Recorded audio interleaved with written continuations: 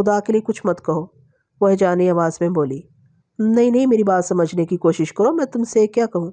तुम्हारे लिए मेरे दिल में मुझे गलत मत समझो। मैंने आजिज़ी से कहा, ज़रूरी नहीं कि वो तुम ही हो। अगर ऐसा है तो फिर, अगर ऐसा है भी तो ये कोई इल्ज़ाम नहीं है। तुम एक पढ़ी लिखी स्याह सफ़ेद में तमीज़ करने वाली लड़की, और मुख्तार भी। मेरे लहजे की मिन्नत रायगा नहीं गई। उसके चेहरे पर छाई हुई घटा किसी कदर कम हुई। क्या तुम इतनी देर से यही जताने की कोशिश कर रहे थे? उसने बदिक्कत कहा। उसकी आवाज़ डोल रही थी। हाँ, ये गलत भी नहीं है, लेकिन ये सब मेरा क्यास है। सीधे लफ्ज़ों में, मैं तो सिर्फ ये जानना चाहता था कि ऐसी सूरत में तुम्हारा जवाब क्या होगा। मेरी बात से तुम्हें दुख पहुंचा है तो मैं अपना कहा वापस लेता हूँ।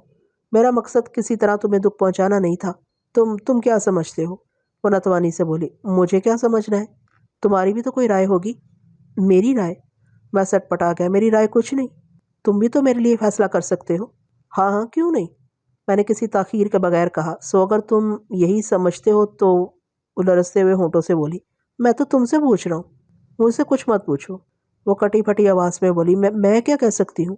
यकीनन तुम्हें ये सब कुछ अच्छा नहीं लगा, मुझे भी नहीं लगा। मैं भी कैसा पागल हूँ, तुमसे अब कुछ पूछने की ज़रूरत भी क्या है।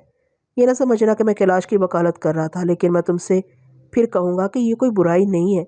कोई भी किसी की आरजू कर सकता है। कैलाश का हाल जानकर मुझे जाने क्यों बहुत वहशत हुई थी, इसलिए मैंने तुमसे इतनी बात की। कोई जल्दी नहीं है, गौर हौस और अब किसी बेहतर फैसले तक पहुंचने के लिए बहुत वक्त पड़ा है। मेरे पास कोई वक्त नहीं है। क्या मतलब, क्या कहना चाहती हो? कुछ नहीं, मैं अपने हाल में ठीक हूँ। मेरे लिए हर वक्त एक जैसा होगा। उसकी आवाज़ जैसे कहीं दूर से आ रही थी। और अगर यही है तो सब कुछ तुम पर है। तुम जितना चाहो वक्त लगाओ और जो चाहो फैसला कर दो। लेकिन जाहिर है मैं तुम्हारी मर्जी के खिलाफ कोई फैसला नहीं कर सकता। मैं क्या, कोई भी। मेरी मर्जी कोई नहीं। मेरे पास सोचने के लिए कुछ नहीं। ऐसा क्या? तुम ये क्यों कह रही हो? तुम एक मैंने मुलायमा से कहा, देखो ना कभी तो हर एक को किसी नतीजे पर पहुंचना पड़ता है। कोई फैसला करना पड़ता है। तुम्हें एक भरपूर ज़िंदगी गुजारनी है, तुम्हारा हक है। यही होना चाहिए, खुदा करे ऐसे ही हो। मुझे इसकी ऐसी फिक्र नहीं है, वो आर ज़िंदगी से बोली। क्यों नहीं? तुम्हें नहीं तो दूसरों को तो है। यही तो मैं कह रही हूँ। उन्हें है तो वो हुक्म सुना देगा।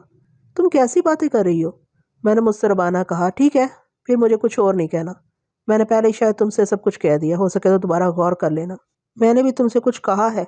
उसकी आवाज़ बिखरी हुई थी। मैं उसे देखता रह गया। उसका सुलगता चेहरा, उसका बिखरा बिखरा सरापा। वो बहुत शिकस्ता और शिकस्त खुर्दा नजर आ रही थी। मेरा हाल भी इससे इतना मुख्तलिफ नहीं था। मैंने उसे कहना चाहा कि किसी से वाबस्तगी से मुराद अपनी दौलत छिन जाना नहीं है। ये दौलत ना तो चोरी होती है, ना उसे कोई गसब कर सकता है। ये तो जंजीरों में भी बाकी रहती है। मगर मैं कुछ न कह सका। वो एक ज़हीन लड़की थी, उसे जवाब देने में देर न लग कि इस दलील का इतलाक तुम पर भी होता है। मैं कुर्सी से उठ गया, क्योंकि रफ्ता रफ्ता मुझ पर हौल सा तारी होने लगा था। कुछ इसके इसराब अंगेज सुकून से, कुछ अपने आप से। अपने अंदर बढ़ते हुए अंधेरे से मुझे लफ्ज़ ही सुझाई नहीं दे रहे थे। जो मैं इसे कुछ कहता, आदमी अंधेरे में जैसा अंधा हो जाता है। मैं इसे कुछ कहे सुने बगैर दरवाजे की तरफ बढ़ गया, लेकिन बाहर जाते जाते मैंने गैर इरादी तौर पर मुड़ के देखा। वो इसी तरह सर झुकाए बैठी थी। मेरा दिल उसके लिए बुरी तरह उमड़ने लगा। उसे कोई मुस्तत सुनाने, उसका छिना हुआ सुकून लौटाने, उसे कोई मुसरत देने के लिए मेरा दिल बेकरार था। बेख्तियार में उसके करीब जा पहुंचा। वो चौंक पड़ी और उसने सर उठाकर बेताबाना मेरी जानिब नज़र की। उसकी सुर्ख आंखों में आंसू लरस रहे थे। मुझे कुछ याद नहीं रहा। मेरे हाथ पाँव ही शल हो गए। ऐसा लगा जैसे मैं इसके और करीब हो जाऊंगा तो मेरे बचे कुचे हवास भी जाते रहेंगे। मुझे जैसे मौत आ जाएगी। मुझसे ये मजाक भी ना हो सका कि ये सब तो उसे छेड़ने, उससे लुत्फ लेने के लिए था। इस सितम से तो बेजुबानी ही बेहतर थी। मैं लम्हों तक इसके सामने बेहिस्सो हरकत खड़ा रहा। फिर मैं वहाँ नहीं ठहरा और पलट कर तेज़ी से कमरे से बाहर आ गया। एक दस्ते नगर किसी की क्या दस्तगिरी कर सकता है। अपनी बेबसी बेमायगी का ख्याल मुझे इसके पास जाके आया। मुझे नहीं मालूम था कि जुमरू शामू किस तरफ गए हैं। पहले कमरे में दाखिल होने पर मुझे एक दीवान नजर आ गया। मैं वहीं पड़ा रहा। मेरे मसामों से पसीना फूट रहा था। रात का आखिरी पहर होगा। एक लम्हे के लिए मेरी आंख नहीं लगी। अपने वजूद पर छाए हुए सन्नाटे का सबब मेरी समझ में नहीं आ रहा था। कौन सी बात मेरे वहम गुमान से सिवा थी। मैं जुलीन से और क्या कहना चाहता था, और वो लम्हा जुलीन का अज़्म इरादा जान के मेरे सीने में तमानीत की एक लहर उठी थी। कोई जुमा कसा हुआ था। वो लम्हा फिर कहाँ गुम हो गया। सारी रात मैं जैसे किसी आईने के मुकाबिल खड़ा अपनी शक्ल देखता रहा। अपने आप को पहचानना भी कभी आदमी के लिए ऐसा मुश्किल हो जाता है। सुबह फर्रुख ने मुझे उठाया और ऊपरी मंजिल के एक कमरे में ले गई। उसका अंदाज हकमाना था। उसे जैसे इल्म था कि मैं रात भर जागता रहा हूँ। मुमकिन है जुलीन ही ने उसे बताया हो। कमरे में नरम बिस्तर की मसहरी मौजूद थी। मेरा जिस्म वैसे भी टूट रहा था। किसी चू चरा के बगैर फर्रुख की हदायत पर मैं वहीं लेट गया। उसने मेरे सीने तक चादर फैला दी और सिरहाने बैठ के सर दबाने लगी। उसकी उंगलियों में बहुत नरमी थी और लपक भी। जज़ब होने या जज़ब कर लेने को शायद लपक कहते हैं। मेरी आंखें घुटने लगीं। अम्मी बिल्कुल इसी तरह सर दबाती थी, मेरे कहे बगैर अज़ खुद। वो मेरी पेशानी पर कोई शिकन देख के समझ आती थी कि आज मेरा जी ठीक नहीं है।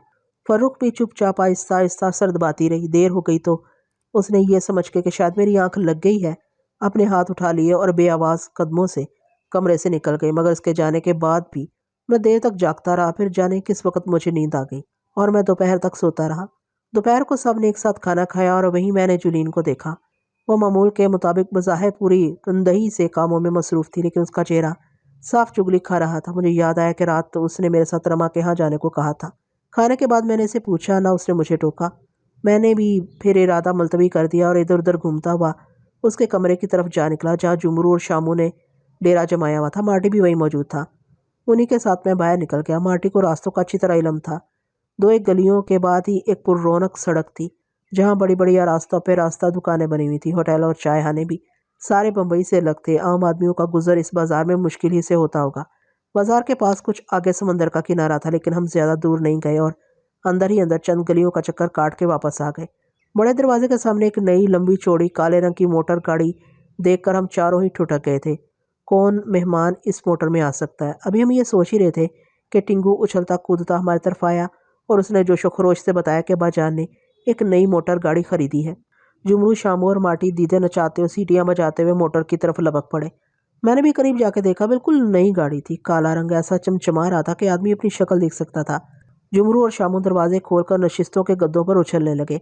शामू तो बाकायदा ड्राइवर की जगह बैठ के मोटर चलाने वाला पहिया घुमाने और हारन बजाने लगा। शाम को अकबर की ज़ुबानी मालूम हुआ कि सुबह जब मैं सो रहा था तो विठल बाजान, मुनीर अली और मौलवी अकरम ताज़ियत के लिए कैलाश के यहाँ गए थे। फ़ारूक, शेपारा, फरयाल, चंपा बेगम और जुलीन की माँ भी उनके साथ थी। एक मोटर में जगह कम पड़ गई होगी, गालबन इसीलिए अब्बाजान ने दूसरी मोटर खरीद ली। पैसे पास ना हो तो इरादे को देर लगती है और पैसे पास हो तो इरादा खुद ब खुद पैदा हो जाता है। अकबर ने जुलीन का नाम नहीं लिया। ये सुन के मैं सोचता रहा कि कहीं जुलीन मेरी मुंतज़र ना हो। वो एक मुतहम्मल मजाज लड़की है। ताज़ियत की बात अलग है और कम अज़ कम रमा की खैर खबर लेने तो उसे ज़रूर जाना चाहिए। मैं खुद भी उसे पूछ सकता था, लेकिन जाने क्यों मैंने फ़र्रुख की मदद ली। जुलीन ने तबीयत की नासाजी का उज़र कर दिया। फिर अकेले जाना मुझे अच्छा नहीं लगा। जुमरू और शामू अकबी हिस्से के कमरे में जुगनू देवा को मशक करा रहे थे। मैं भी वहीं चला गया। जुगनू के हाथ में खुला चाकू था और वो बढ़ बढ़ के पैंतरे बदल बदल कर जुमरू पर वार कर रहा था। निहत्ता जुगनू के दाव पर फुर्ती से पहलू बचा जाता। जुगनू के जिस्म में बिजली कम नहीं थी। मुझे देख के उसके हाथ पैर कुछ अटकने लगे और जुमरू उसके पंजे पर हाथ डालने में कामयाब हो गया। मैंने जुगनू को समझाया कि निगाह भटकने से सारा मामला ही चौपट हो जाता है। आदमी को चाकू की गिरफ्त से ज़्यादा निगाह गिरफ्त में रखनी पड़ती है और निगाह का इर्तकाज़ ज़हनी इर्तकाज़ के बगैर मुमकिन नहीं। चाकू आजमाई के वक्त आदमी को अपने तमाम हवास, सुनने और देखने की सारी कुव्वत बस मुकाबिल पर मरकूज़ कर देनी चाहिए और कोशिश करनी चाहिए कि किसी तौर पर इसकी तवज्जो हट ना जाए। अचानक इधर उधर देखने और ख्वामखा चौंक पड़ने से भी नापुख्ता कार मुकाबिल मुंतशर हो सकता है। मैंने विठल की ज़ुबानी सुनी हुई बहुत सी बातें उन्हें बताई। फिर मैं खुद उनके सामने खड़ा हो गया। शुरू शुरू में वो झिझकते रहे, लेकिन मैं जानबूझकर उनके जिस्म खुलते गए। दोनों में फुर्ती थी। कई मरतबा ऐसा हुआ कि चाकू मेरे जिस्म से मस होते होते रह गया।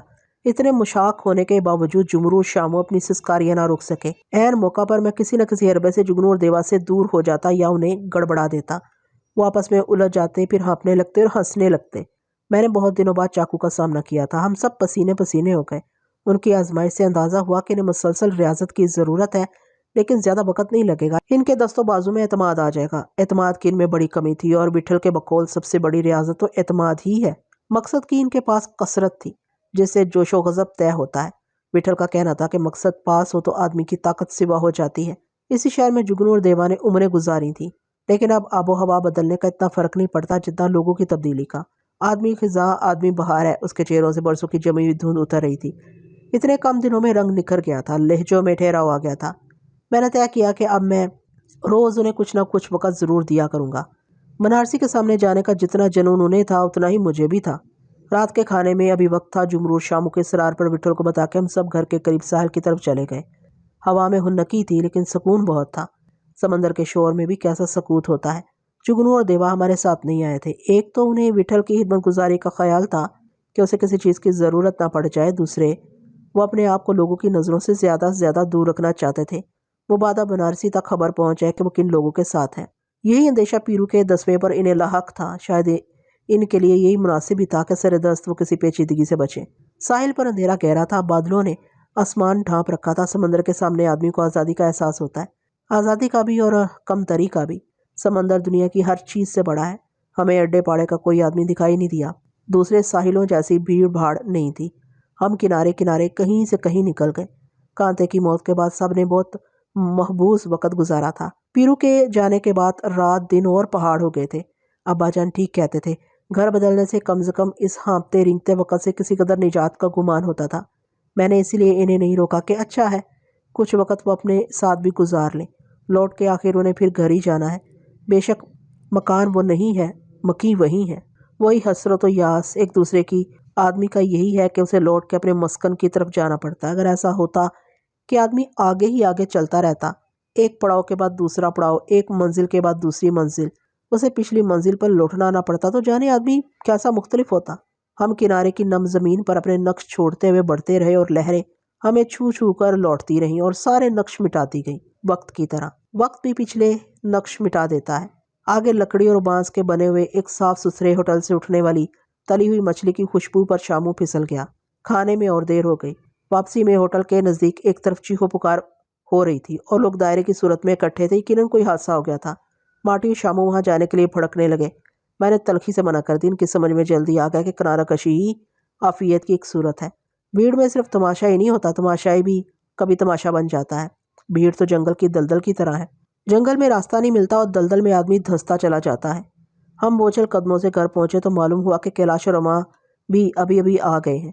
खाना भी उन्होंने यहीं खाया था। फरूख ने बताया कि शुक्ला भी आया था और अब्बाजान के साथ सारा मकान दे के गीता और रानी की सिवा फर्दन फर्दन सबको मुबारकबाद दे के गया है।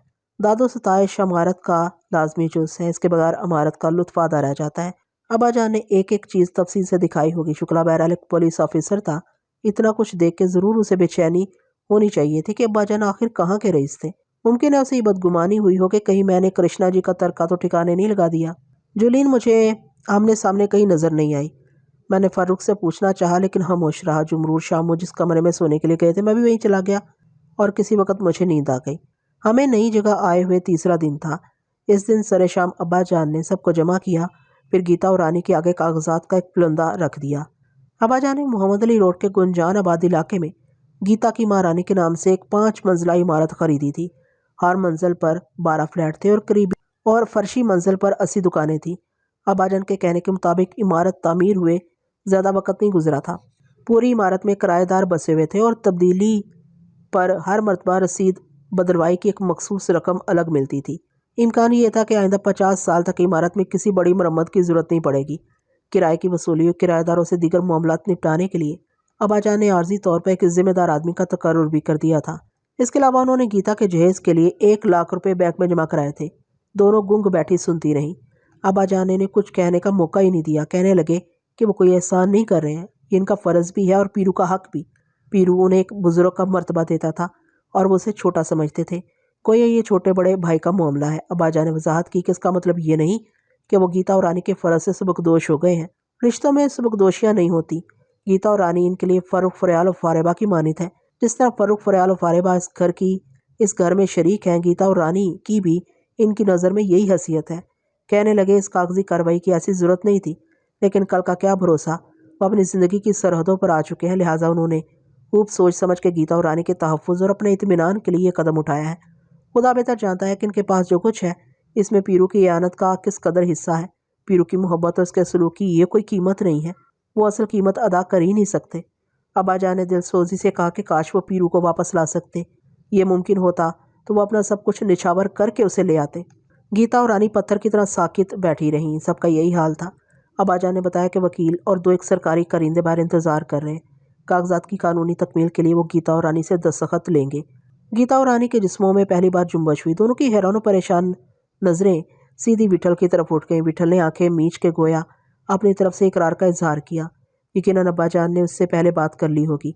अब्बाजान की हिदायत पर जुमरू बाहर बैठे हुए आदमियों को बुला लाया। वो तादाद में 4 थे। अब्बाजान ने शेरवानी की जेब से कलम निकालकर रानी के सामने रख दिया। नए घर में सब हफ्ते भर में पुराने हो गए थे। इनके कदमों में तेज़ी आ गई। कदमों में तेज़ी और रवानी से मुराद है कि कदम फासलों से मानूस हो गए हैं। अजनबी दरो दीवार में आदमी सिमटता हुआ झिझकता हुआ चलता है। आवाज़ों का भी यही है। उनकी आवाज़ें भी ऊंची होने लगी थी। हर एक ने अपने लिए कोई ना कोई गोशा मुंतखब कर लिया था, लेकिन ज़्यादातर शबसरी के लिए दिन भर वो निचली मंजिल के चंद बड़े कमरों तक महदूद रहते। दाएं जानब का हिस्सा किसी हद तक मर्दाने के लिए मखसूस हो गया था। वहाँ किसी के आने जाने पर पाबंदी नहीं थी, मगर सब खुद ही ख्याल रखने लगे थे। कोई कहाँ होगा, किसे कहाँ आवाज़ देनी चाहिए। इब्तदाई चंद दिनों में सब एक तरह से इमारत में मुक़ीद रहे थे। आप बाहर भी निकलने लगे। बाग में खास तौर पर उन्होंने अपनी पसंद के मुताबिक घर की सजावट में तरमीमें शुरू कर दी थी। रंग बिरंगे ताज़ा फूलों के गुलदान जा बजा मेज़ों और दरीचों पर नजर आने लगे थे। घर में रहना और घर में शामिल होना अलग अलग बात है। घर की सजावट पर तवज्जो का भी शायद यही मतलब है कि मकीनों को घर से रगबत हो रही है। इस अरसे में मुलाजिमों की तादाद में कुछ और इजाफा हो गया था। हुक्म पर 15 मिनट में घोड़ा गाड़ी तैयार हो जाती थी। घोड़ा भी खास नस्ल का और आजमूदाकार मालूम होता था। दो एक मरतबा चंपा बेगम और जुलीन की माँ शेपारा फरूख के साथ घोड़ा गाड़ी में बैठकर बाजार गई थी और लदी भदी वापस आई थी। उधर गीता और रानी भी अपनी आंखों का दरिया खुशक करने की कोशिश कर रही थी। दूसरों की खातिर गमजदगान को एक जबर ये भी सहना पड़ता है। वैसे कोई भी इन दोनों को अकेला नहीं छोड़ता था। तन्हाई गम के लिए और सितम होती है। गीता का तो वो ख़ास ख्याल रखती थी। फ़रुख, फ़रयाल, फ़ारिबा, रिहाना, शेपारा, जुलीन में से कोई ना कोई हर वक्त गीता के साथ रहता था। एक रोज़ जुमरू और शामू शाम के वक्त सबको मोटर में बिठा के समंदर के किनारे ले गए। जुलीन की माँ चंपा बेगम और रानी इनके साथ नहीं थी। वहाँ जाके इन सबको बहुत अच्छा लगा। वो किनारे किनारे सैर करती रहीं। उन्हें हमसे इतना आगे नहीं जाना चाहिए था। उन्हें अकेला समझ के चंद शोहदे उनके करीब जाके बेहुदा गोई करने लगे। दूर से यही लगता था। वो घबरा के पीछे हट गई और पलट के सब ने हमारी तरफ देखा। हम आसे फासले पर बैठे हुए थे, लेकिन जुमरू और शामू की नज़रें उन्हीं की तरफ थी। उन्होंने शोधों को ताक लिया और उठ के बेतहाशा जुलीन और फर्रुख वगैरह की तरफ भागना शुरू कर दिया। वो लोग तादाद में 5 थे। पहले तो वो बौखलाए, लेकिन फिर ये देख के कि जुमरू शामू सिर्फ 2 आदमी हैं, वो रिटाई पर उतर आए और ठहर गए। मार्टी ने भी उठ के जुमरू और शामू के साथ भागना चाहा था। मैंने उसे रोक लिया। मुझे यकीन था कि जुमरू और शामू काफ़ी होंगे। यही हुआ भी। जुमरू और शामू ने इनसे कोई सवाल जवाब नहीं किया। एक लम्हा ज़ाया किए बगैर उन्होंने 2 को नपी तुली ज़रबों से पहले ही हल्ले में रेत पर लौटा दिया। गर्दन पर तिरछे हाथ की ज़रब ठीक से पड़ जाए तो आदमी के कदम जमे नहीं रह सकते। किसी को भी इनसे इस तेज़ी की तवक्को नहीं होगी। बाकी 3 को चौंकने का मौका ज़रूर मिला था, संभलने का नहीं। जुमरू और शामू इन पर छपट पड़े और उन्होंने दीवानों की तरह बेदरेक इन पर ज़रबे लगाना शुरू कर दी। उनके हाथ भी चल रहे थे, पैर भी। एक को छोड़ के फ़ौरन दूसरे के सामने आ जाते। मैं और मार्टी दूर से देखते रहे। इनमें से 2 तो भाग खड़े हुए, तीसरा भी भाग जाता, मगर ऐन वक्त पर शामू ने इसकी गर्दन पीछे से दबोच ली। शामू के अंदाज से जाहिर होता था कि वह जगह बना के इसकी कमर पर घुटना मारना चाहता है। अगर यही बात थी तो शामू को खुद को पीछे हटाने के अलावा झटका दे के इसके जिस्म को भी थोड़ा सा हम देना चाहिए था। इस तरह के इसके पैर और सर सीध में हो जाए और जिस्म का दरमियानी हिस्सा कुछ आगे निकल जाए और कमर की जानिब सर और टांगों के दरमियान खला पैदा हो जाए। इस सूरत में जिस्म कुछ अकड़सा जाता, फिर ऊपर गर्दन पर गिरफ्त इधर 2 कदम पीछे होकर शामू के घुटने की ज़रब उसे बेहाल कर देती, मगर जुमरू और शामू को इस कार्रवाई की मोहलत नहीं दी। वो दूर भागते हुए आदमियों से निपट के जैसे ही शामू की तरफ पलटा, उसने आगे से शामू की गिरफ्त में अकड़े हुए आदमी के पेट पर ठोकर मार दी। नाटे कद के शोधे के जिस्म का सामने वाला हिस्सा शामू की कोशिश से आगे निकला हुआ था।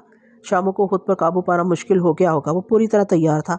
अगर इस लम्हे इसकी ज़रब भी कमर पर लग जाती तो आगे पीछे पै दर पै शदीद ज़रबों से इस नहंजार की सांस वापस न आती। शामू ने इसकी गर्दन छोड़ दी। जुमरू की ठोकर से वह पेट पकड़े बुलबुलाता हुआ रेत पर लौटने लगा। इस सिलसिला में पहले 2 आदमी उठ खड़े होने में कामयाब हो गए। उनके हाथों में खुले चाकू देखकर जुलीन, गीता, फरूख सभी की चीखें निकल गई। मेरे पास बैठा हुआ मार्टी भी फड़कने लगा था। मैंने उसे फिर भी नहीं जाने दिया।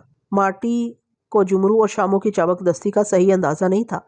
जुमरू और शामू फिरकी की मानिद इधर उधर घूमने लगे। आनन फानन वो रुख बदल लेते थे। उनकी फुर्ती और चुस्ती से दोनों चाकू बरदारों का मुंतशर हो जाना लाजमी था।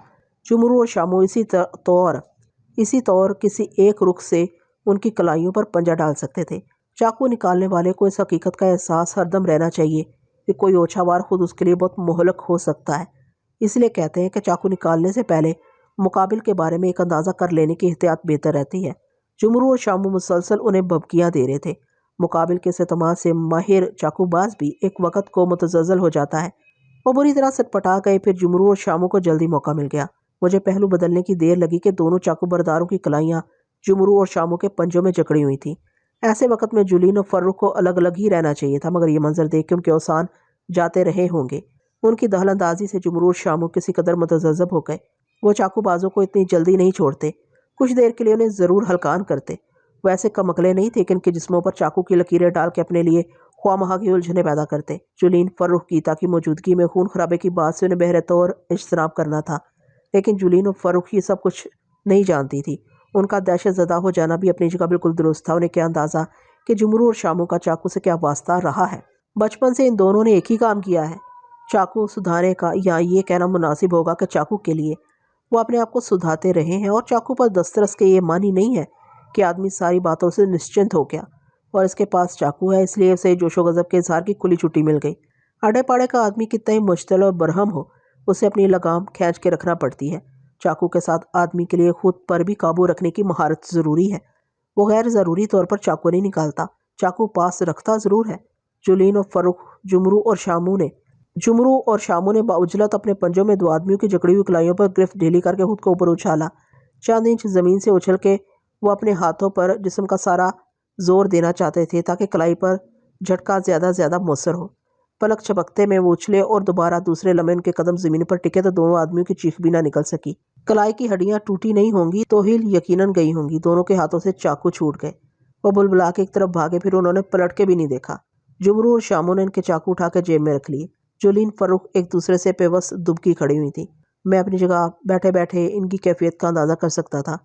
उन सब की आंखें फटी हुई होंगी। जुलीन अपनी गली में माटी और उसके साथियों से एक बार मुझे चाकू आजमाई करते देख चुकी थी। शबारा के लिए भी ये कोई नई बात नहीं थी, लेकिन पहले देखे हुए किसी मंजर का तजुर्बा कल्बो नज़र की पुख्तगी का सबूत नहीं है। इन सब पर पुरस्कार सरसिम की तारी हो गई।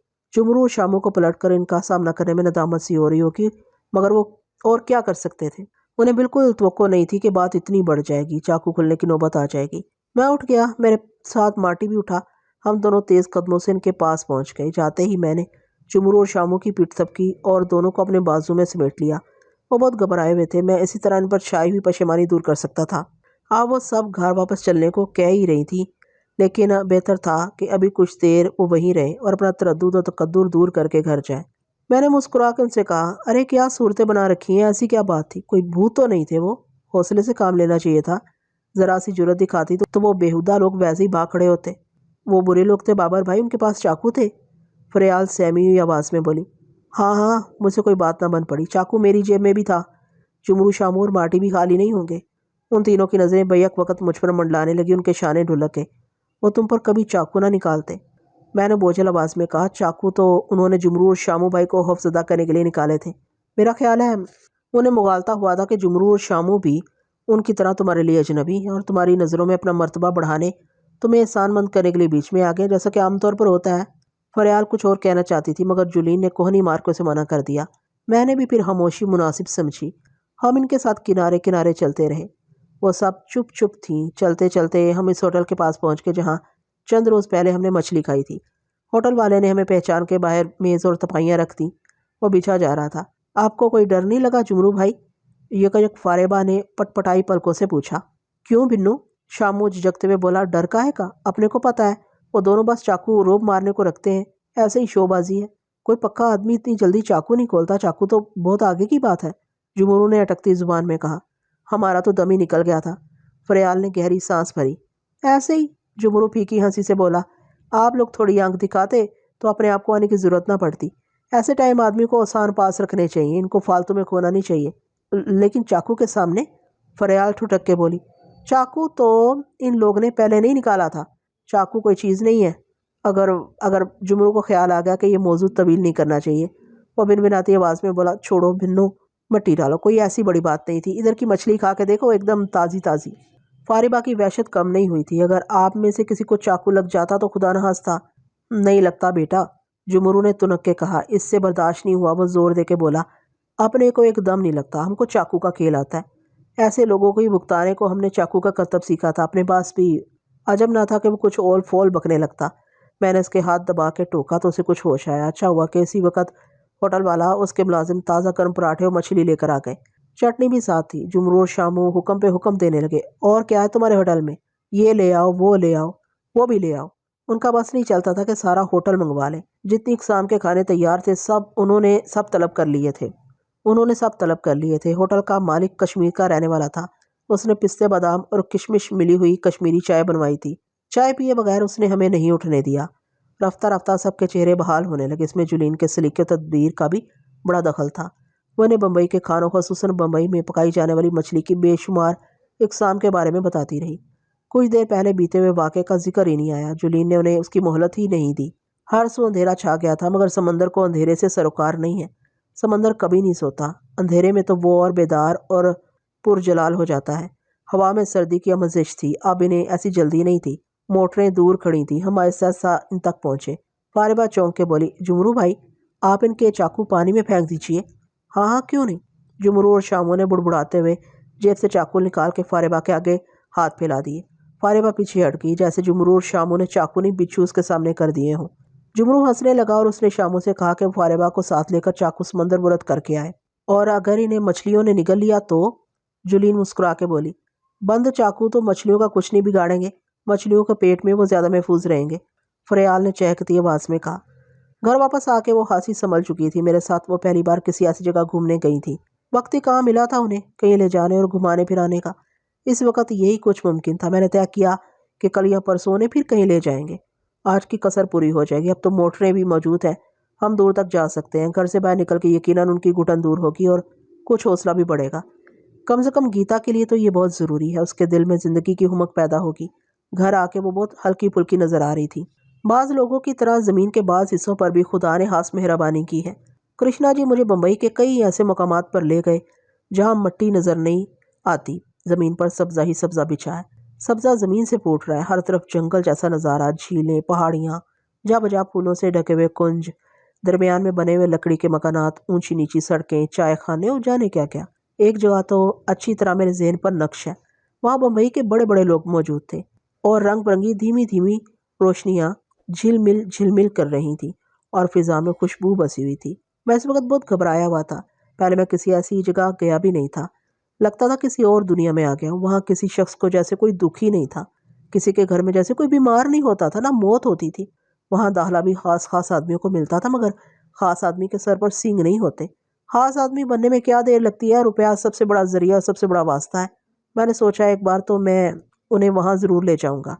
उनके लिए ये सब कुछ नया होगा। वहाँ के लोग देख के इनमें एतमाद पैदा होगा। ऐसी जगहें इसलिए बनाई जाती हैं कि आदमी को ज़िंदगी की तरगीब मिले। मुझे और काम भी क्या है, मैं कुछ और ना सही ये तो कर सकता हूँ। जोली ने मुझसे यही तो कहा था कि अगर आदमी अपने लिए करामत ना हो तो दूसरों के लिए सूदमंद हो सकता है। आदमी जब दूसरों को भूल सकता है तो अपने आप को क्यों नहीं भूल सकता। आदमी खुद को यकसुर फरामोश क्यों ना कर दे, और अगर हो सके तो बस दूसरों को याद रखे। आदमी का अपने आप से वास्ता ना रहे तो कोई मुश्किल बाकी नहीं रहती। भला ये कोई ज़रूरी है कि आदमी अपनी ही ज़िंदगी गुजारे। रास्ते भर और फिर घर जाके मैं अपना इरादा मुसम्मम करता रहा, मगर मैंने किसी से इसका जिक्र नहीं किया।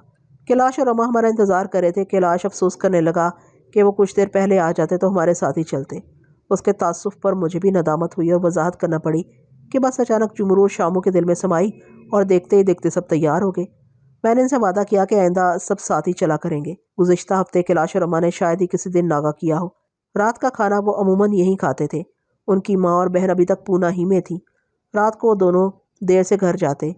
इस दिन के बाद कैलाश से पूना के बारे में कोई बात ही नहीं हुई। ना उसने ज़ुबान खोली, ना मैंने तजस्सुस जाहिर किया। वो दोनों ही बुझे बुझे खोए खोए से रहते थे और छुपाने की कोशिश करते थे, दूसरों के अलावा शायद अपने आप से भी। अपने आप से भी तो आदमी बहुत कुछ छुपाता है। कैलाश कुछ ज़्यादा दिल गिरफ्तार नजर आता था। वो बैठे बैठे खो जाता, फिर आप ही आप चौंक पड़ता और ज़्यादा तंदही और मुस्तदी ज़ाहिर करने लगता। इरादे की पुख्तगी अपनी जगह, मगर आदमी की नातवानी अपनी जगह है। वही बात जो कैलाश खुद से कह रहा था।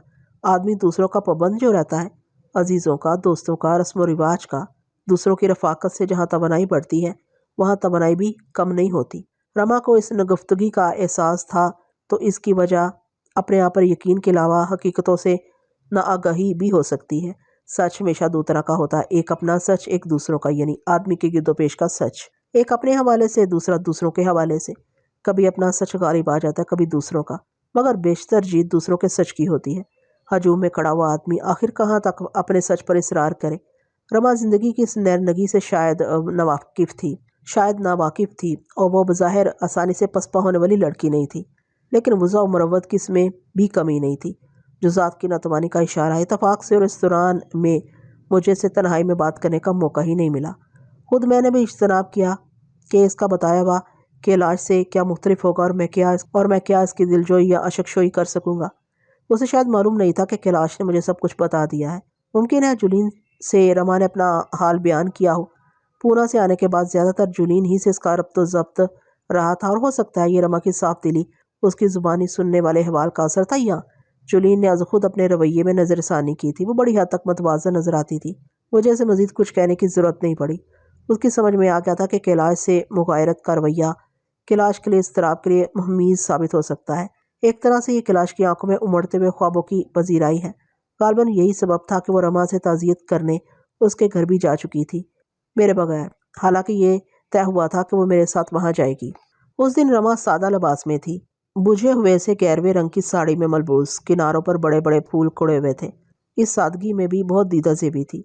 हर बार ये गुमान होता था कि यह लिबास उसके बदन का हिस्सा है।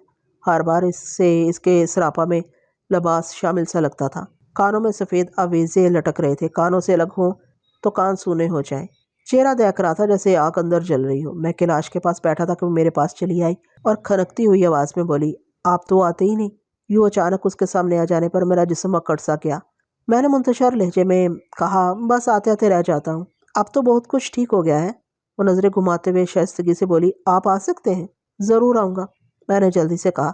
जाने क्यों मुझे इंतज़ार सा रहता है कि आप किसी भी वक्त अचानक चले आएंगे। वो चमकती आंखों से बोली, 2 दिन पहले भी वो कह चुकी थी कि घर में सारे दिन अकेले रहती हूँ।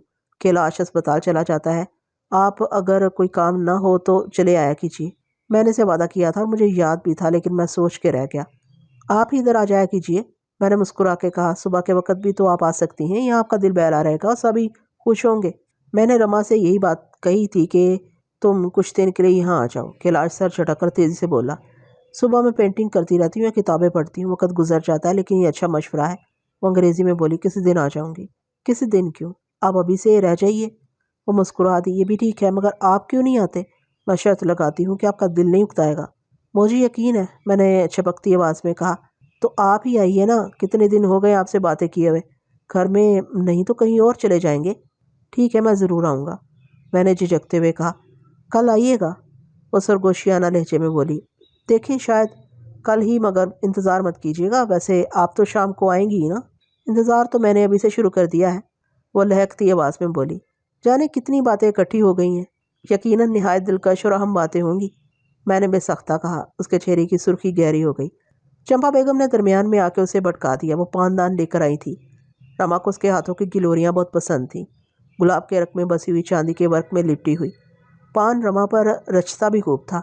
गिलोरी खा के उसके होंठ सुर्ख हो जाते थे, मेहंदी लगे हुए या खून में डूबे हुए। वो पान नहीं खाती थी, लेकिन जब भी चंपा बेगम सामने आती, रमा इसे गिलोरी की फरमाइश करने लगती। उसने एक मरतबा चंपा बेगम से कहा, लगता है आप गिलोरियाँ तराशती हैं, फनकार की तरह। रमा को क्या मालूम था कि चंपा बेगम से ज़्यादा कौन इस फन से वाकिफ़ होगा। हाँ, मैंने ये ज़रूर देखा था कि रमा की बात सुन के चंद लम्हों के लिए चंपा बेगम का चेहरा बुझ सा गया था, मगर वह जल्दी संभल गई, क्योंकि रमा की तौसीफ में कोई आलूदगी नहीं थी। कैलाश को अस्पताल में किसी मरीज़ा को देखते हुए घर जाना था, इसलिए वो दोनों निस्बतन कुछ जल्दी चले गए।